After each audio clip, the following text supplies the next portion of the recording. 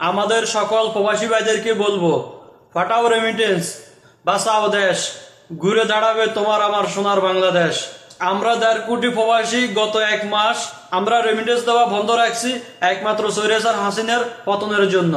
তাই এখন হাসিনার পতন হয়েছে, সবাই ব্যাংকের মাধ্যমে রেমিটেন্স পাঠান, হুন্ডি বন্ধ করে দেন, কখনো আর হুন্ডিতে টাকা ছাড়বেন না, শুধুমাত্র এখন অনলি ব্যাংক। আমাদের ছাত্ররা দেশ স্বাধীন করতে যা যা দেশের ক্ষতি হয়েছে আমাদের রেমিটেন্সের মাধ্যমে সেটা পুরানাই ঠিক করা হবে। তাই সকলে মিলে এখন ব্যাংকে টাকা পাঠান।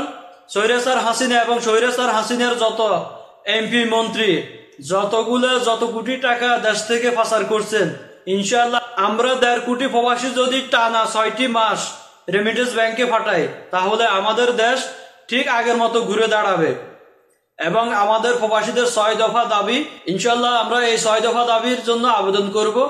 এবং স্বৈরাচার হাসিনার কোন দালাল বাংলাদেশ এয়ারপোর্ট পর্যন্ত শুরু করে যতগুলো বাংলাদেশের স্বৈরাচার হাসিনার দালাল আছে সবগুলাকে বরখাস্ত করে ল্যাংটা করে ফিরিয়ে দেশ ছাড়া করতে হবে।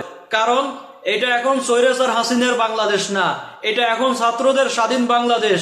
এখানে হাসিনার কোনো গোলাম জায়গা দেওয়া হবে না, এটা এখন স্বাধীন বাংলাদেশ। এটা অনেক ছাত্রছাত্রীদের রক্তর বিনিময়ে এই দেশ স্বাধীন হয়েছে।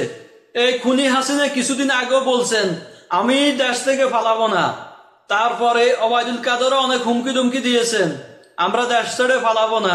এখন নিউজে যেটা পাইতেছি ওবায়দুল কাদের হাসিনার একদিন আগে পালিয়ে গেছে।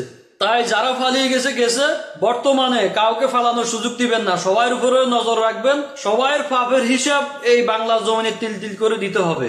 আপনারা কেউ কি আছেন ডক্টর ইউনূস স্যারকে থামানোর মতো? উনি এই ধরনের কাজগুলা করবেন আমরা ভাবতেও পারিনি। হ্যাঁ, উনি যেগুলা করছেন স্বৈরাচার সরকারও আমাদের 1.5 কোটি প্রবাসীর জন্য এগুলা করে নাই, বরং স্বৈরাচারের আমলে আমরা 1.5 কোটি প্রবাসীর উপরে জুলুম করা হয়েছে। ডক্টর ইউনূস স্যার কি ঘোষণা দিয়েছেন শুনবেন? শুনেন।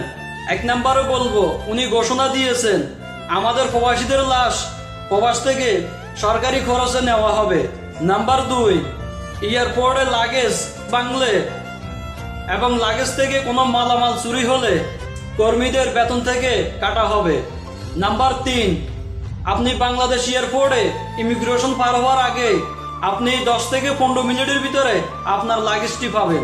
নাম্বার 4, এয়ারপোর্টে ফ্রি ওয়াইফাই ব্যবস্থা করা হয়েছে প্রবাসীদের জন্য। নাম্বার 5, এবং টেলিফোন করাও ফ্রি করা হয়েছে। Number 6, help desk customer service ব্যবস্থা করা হয়েছে। এই কাজগুলো করার জন্য ডক্টর ইউনূস স্যারকে 1.5 কোটি প্রবাসীর পক্ষ থেকে একটা স্যালুট জানাই।